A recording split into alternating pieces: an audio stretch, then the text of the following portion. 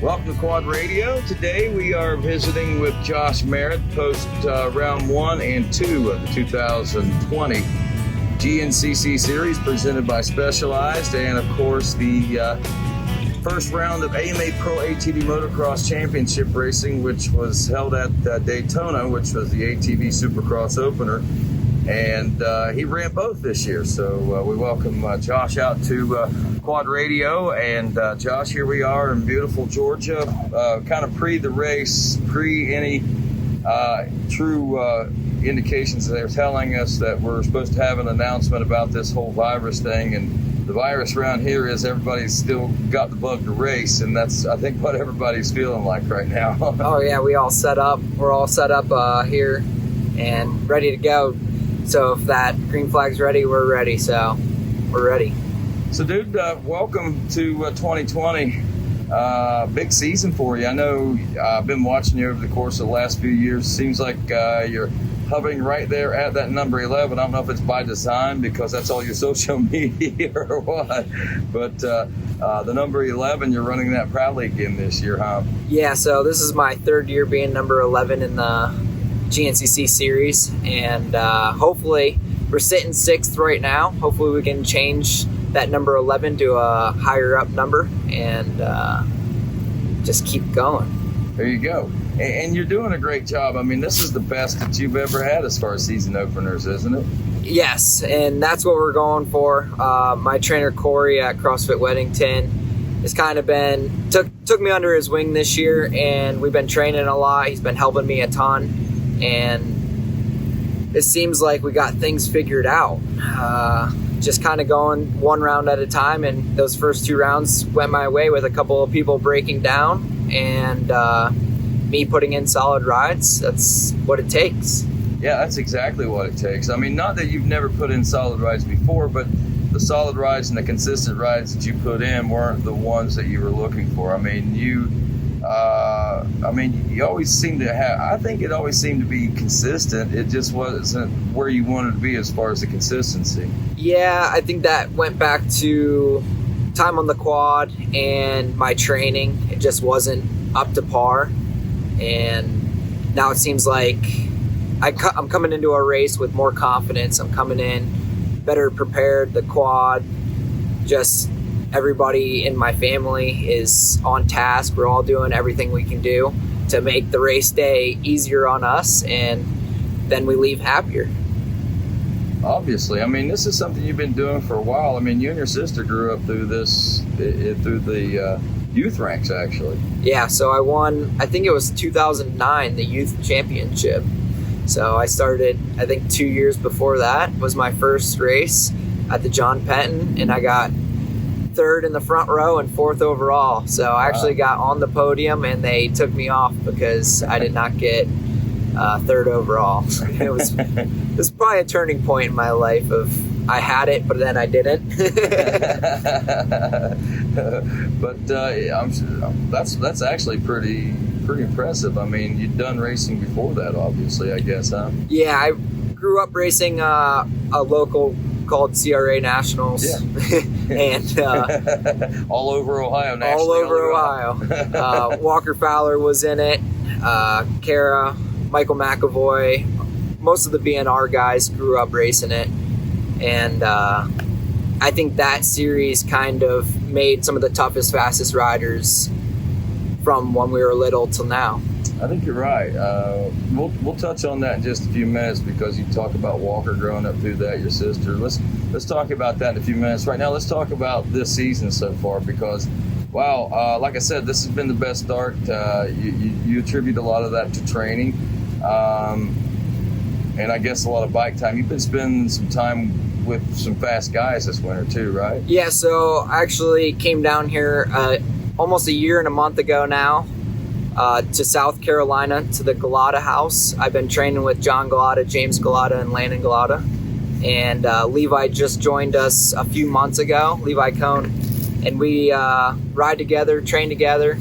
It makes the tough days not that bad because you get to do it with friends, and you know, it's not as much of a grind when you have somebody right next to you going through the same struggle of trying to better yourself. Right, and I imagine the inspiration of their youth. I mean, that's something that you needed in your program too, because I mean, you put a lot of focus probably in the past of training with guys that are older, more experienced, and probably maybe even making you feel a little inferior when it comes to race day. Yeah, I grew up with probably a few years ago, probably 5-6 years ago, me and Landon Wolf, we were pretty much inseparable, and we trained with Johnny Gallagher, Chris Borge during the winters, and we went through their training, their tasks every winter, ride every day, training, biking, road biking, all that kind of stuff. And that definitely pushed me to another level. And now it seemed like the last few years I needed to get away from that and figure myself out and create my riding style, because I've learned their style. It was mimicking them. It just had to put my little touch onto it. Well, obviously your touch has been working. Tell me about the first round. What was so much different about the first round this year as opposed to all the other first rounds you faced? I came in confident, came in prepared. My quads were built by my dad and my sister in Ohio. I trust them fully. I mean, I got to check over the bike, but there was nothing wrong with it. We tested them out probably 2 weeks before the first race, so we had plenty of time to clean it up and get it 100% prepared for round one. I think I ended the first race in 7th place and 7th in the class, 7th overall.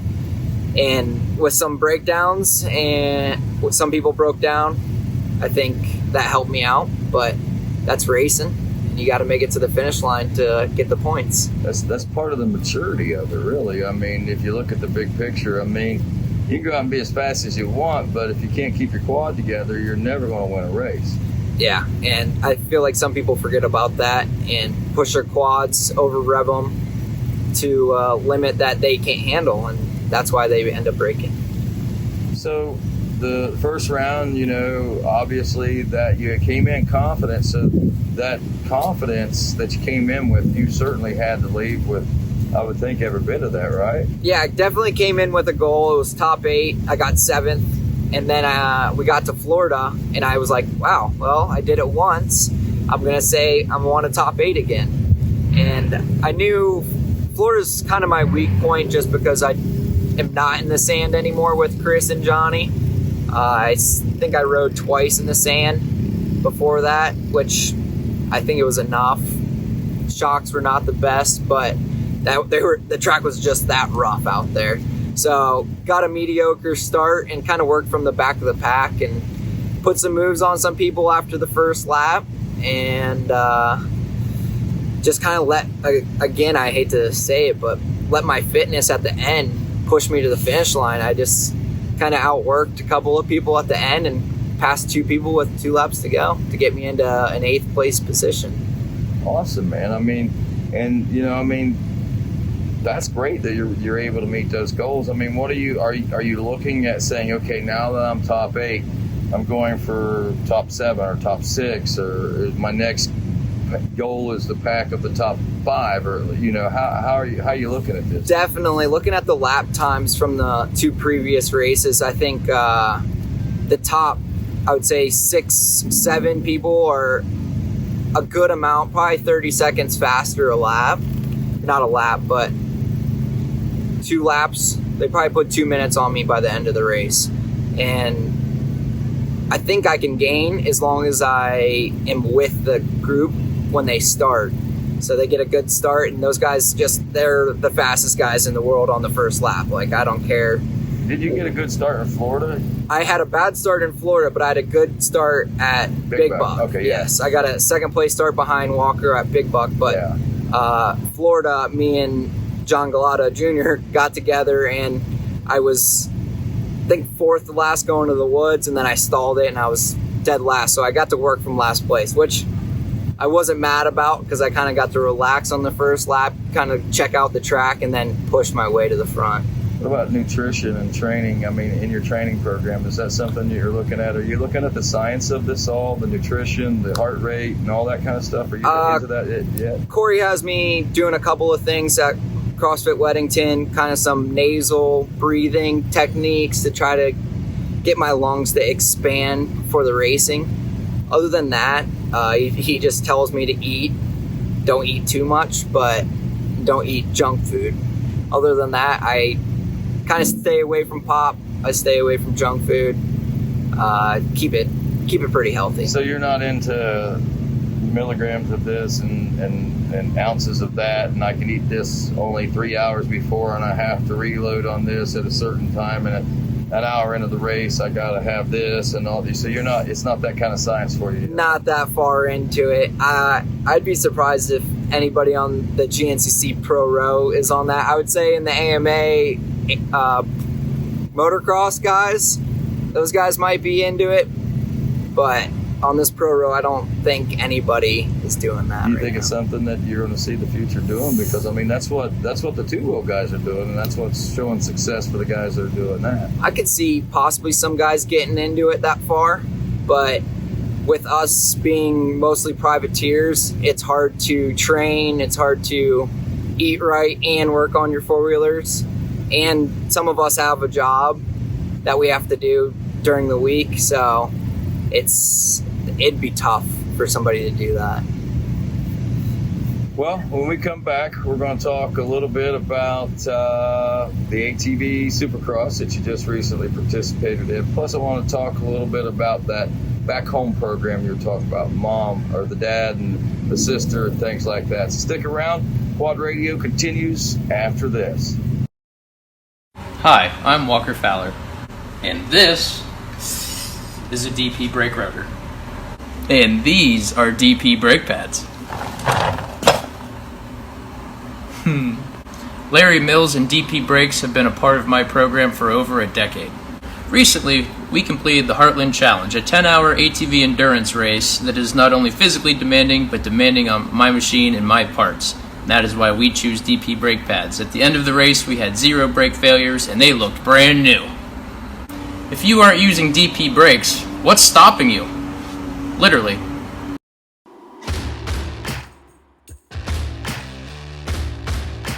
Did you know you can save up to 25% and receive free shipping on great AMSOIL products with their preferred customer program?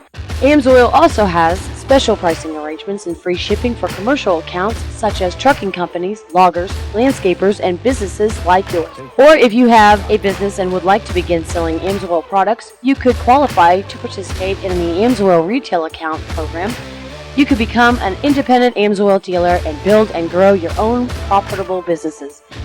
For more information, call John Coffey, your full-service AMSOIL dealer, at 877-694-4763 and leave him a message. John Coffey and AMSOIL, your first call for synthetics. Hi, this is Stephanie from JSR Moto Designs. JSR Moto Designs specializes in replacement Nerf bar nets for all makes and models that can be fully customizable to your needs. Our custom apparel can be specifically designed for your race team. We can help make what you wear personal on and off the track, including embroidered or printed hoodies, jackets, t-shirts, hats, jersey lettering, butt patches, and more. Check us out at jsrmotodesigns.com or find us on Facebook and Instagram.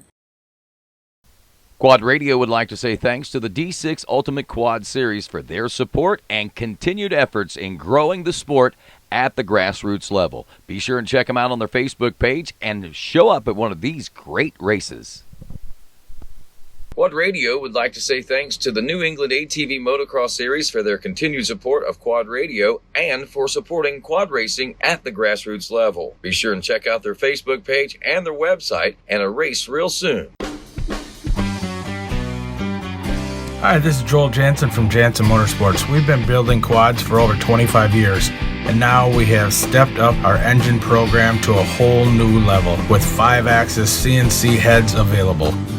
Please contact us for details at 920-766-3411. Thank you very much. And welcome back to Quad Radio. Rodney Tummel along with Josh Merritt from the GNCC Racing World and now the AMA Pro ATV Championship. He's got one of those under his belt, the ATV Supercross. We've had a chance to talk a little bit about the first 2 rounds of GNCC and where he is with his training and and how things are going like that. But I'm really curious. I mean, what's really neat is we've seen a big influx or somewhat of an influx of the ATV motocross guys making a transition or doing double duty in both GNCC and ATVMX. What we haven't seen is guys going from the woods to the moto track. We've had a couple guys dabble in it before, I think. You're one of the first and few, I think. I think I'm one of the first pro riders to go out and race a ATV motocross race. And I know Chad and Joel have ventured out and raced. A couple of the other guys, Noah Mickelson, Hayden Mickelson race, and the GNCC circuit. But it's pretty sweet going over to the motocross side from the GNCC side. Tell me a little bit about that. Do you have any background in moto?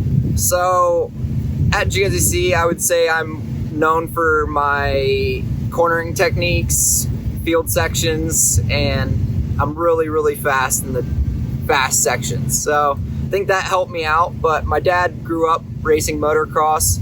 As a kid, I think all the way up to like 14, maybe 15, I raced some motocross at the locals. And then I have gone over to France to race Point de Vue 2 times in 2018 and 2019. And that was a motocross team relay race. It was 12 hours long, 3 teammates. So that's a little bit of experience for you. So you've got that, and of all races, you choose to make your pro racing debut at Daytona International Speedway for the ATV Supercross. I mean, that's pretty impressive. Yeah, so it took a lot to get there, to be honest with you. You had to get a pro license. I had to get Joel Hetrick and Chad Wienen to send a email that said that they were safe racing with me, because I never raced a Pro-Am or A-Class, B-Class race in ATV motocross other than south of the border last year on my woods bike with tire balls and everything, big tires. I'm pretty sure me and John Galad Jr. raced it, and we were dead last off the start because our quads weighed 3 times as much as the guys next to us, and we were on our practice bikes. But so I rode with Joel a lot this winter on my woods bike while he was on his motorbike, and he knows my skills, so it was easy.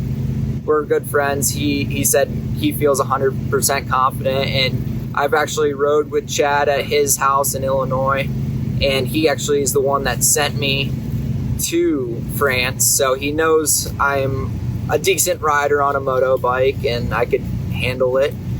And it seemed like Daytona, the biggest race probably of the year for ATV motocross, just because you are in Daytona Speedway.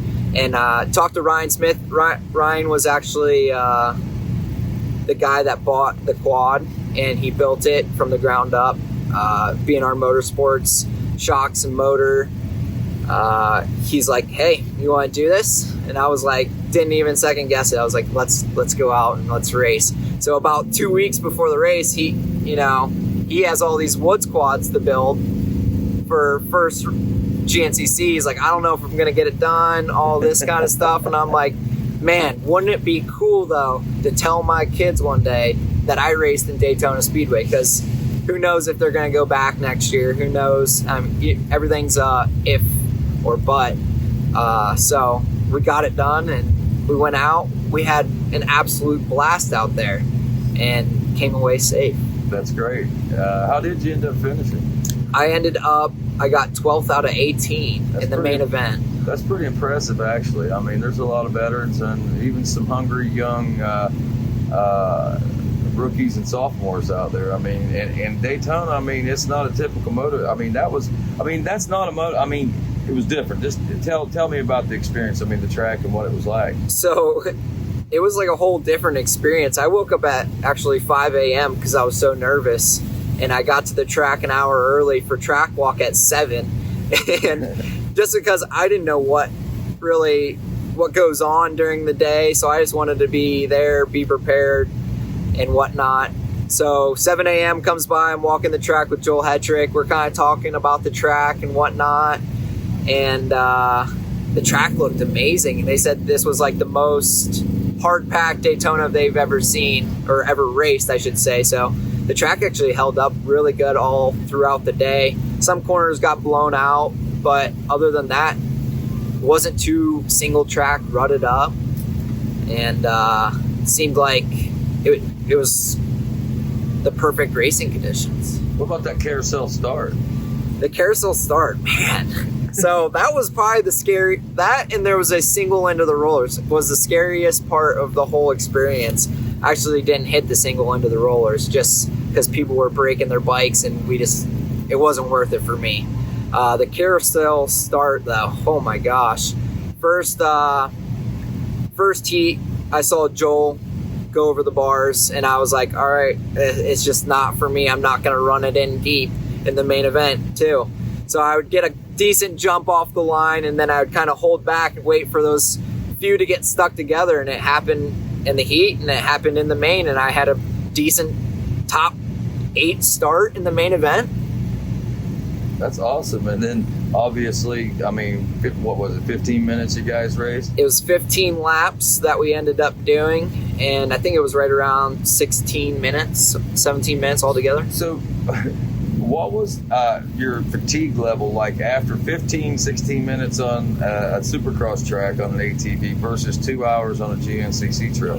It was actually very surprising. At that, I think it was like the 13 lap mark is when I started getting gas. I think the heart rate hitting max, all that kind of stuff, because I was in a battle the whole time with Cody Ford. I think it was Cody Ford. Me and him were battling for the beginning of the race, and then got by him, and I kind of just tried to catch the guys in front of me, but they had a little bit of a gap, and my heart rate was twice as high as it probably is normally at a GNCC.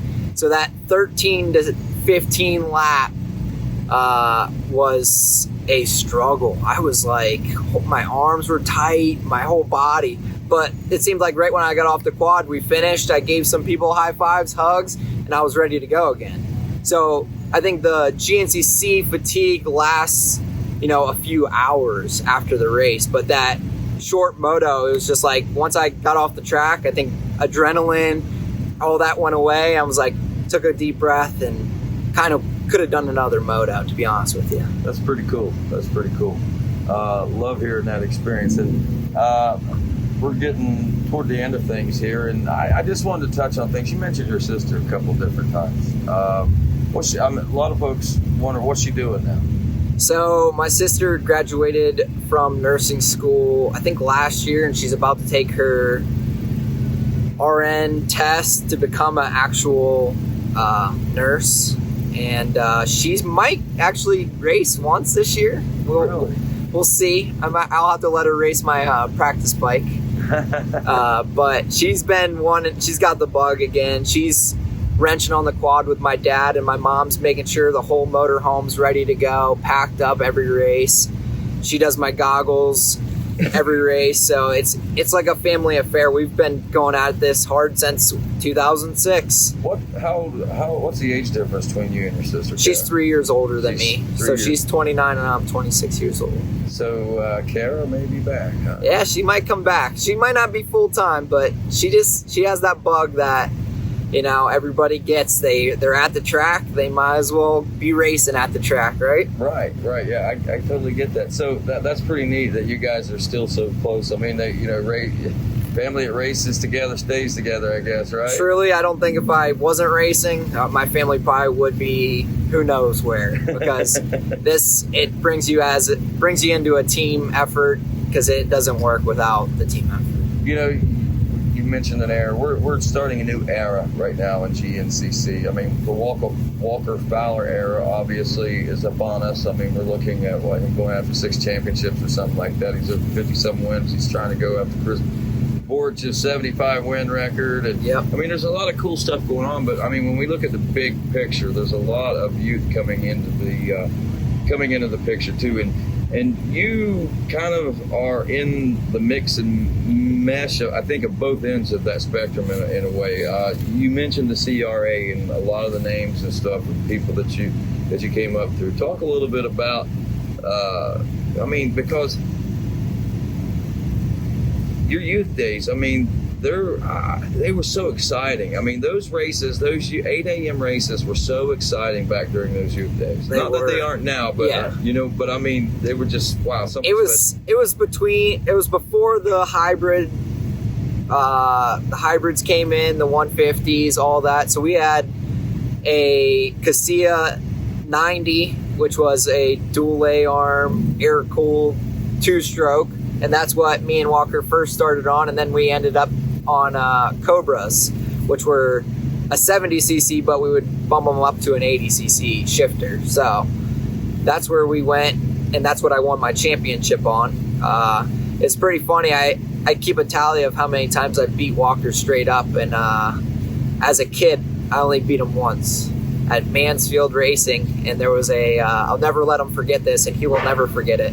There was half the track was a flat track, and every lap my quad would outrun his, and I would pass him there every lap, and he would pass me back in the woods, and the last lap I held him off, and I actually beat him fair and square. I think total tally time, I've only beat him like 3 times my whole life, straight up, without him breaking down. But, I guess that made me the man that I am. He's been number 1, and I've always tried to beat him every race. That's pretty cool. I mean, even as a youth rider like that. Who's some of the other people that you mentioned earlier? Johnny Gallagher races CRA, pretty much the whole BNR Motorsports team. Michael McAvoy, AJ Coons. Yeah, what's up with what's Michael doing these days? Michael is in Pro-Am. He won Ironman in Pro-Am. He moved up 1 Ironman in Pro-Am. Okay. And now he's racing Pro-Am this year. That's what I was thinking. He was another one, and so you got him. He's another guy coming out of there, and I'm sure there's more that we're going to see coming out of the CRA. I know Tyler Cox. He's on Team BNR.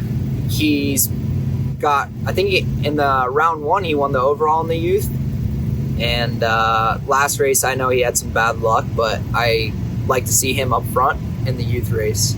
Wow, I mean that's pretty storied. I mean, before we go, I mean, this has all helped shape you, and I think I just want to say, you said you were trying to find yourself as a racer and figure it out for yourself. You've seen them, you've mimicked them, you know what they do. Now it's time to find out what you do. Yep. I think that's going to work for you. I think that's exactly what's working for you, man. And I think being you is what's so cool, because I don't get a chance, and I don't know how much you're into it now, but I remember when you first started doing it, but you did a lot of the YouTube stuff and vlogging. How's that going for you? I put up YouTube videos all the time. It's very random because GNCCs, I don't like to wear my GoPro, because I feel like it haunts me if I wear it at a GNCC, but mostly all the Mid-Easts I'll put up. I actually raced the dirt bike at the Full Gas Sprint Enduro this year at the round 1 at GTR. So I put 2 of the laps up of that. And I kind of make some videos, some smaller vlogs. I'm on TikTok. I got over 80,000 followers on TikTok now. And Instagram, I have Merritt Racing and Josh Merritt 11 that I'm taking care of.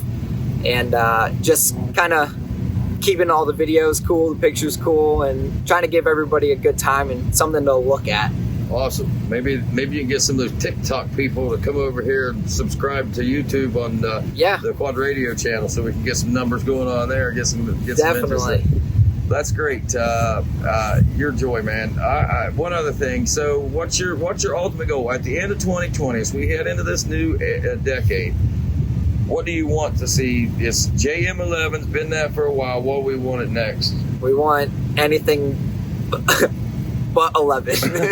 We want 10 and higher. If I can get top 10, I will be happy. But that number 8 looks really good on a quad. Number 8. Yeah. I was thinking JM7 looked very good, man. JM7 looks good too. And JM8, but we'll see. We're currently number 6, so we got some fast guys like Bryson Neal right behind me. But anything can happen at the end of the year. Yeah, I mean, you could be JM4, JM3. We could have a race this tomorrow. It could be number one. Let's get it done. There you go. Anything can happen at a GNCC. That's why I love the 2-hour format. Doesn't matter. You got to keep the quads together. That's it. Anything else you want to pass along? I'd just like to thank GPC and B&R Motorsports for letting me live my dream. That's about it. Thank you guys. That's Josh Merritt. This is Quad Radio.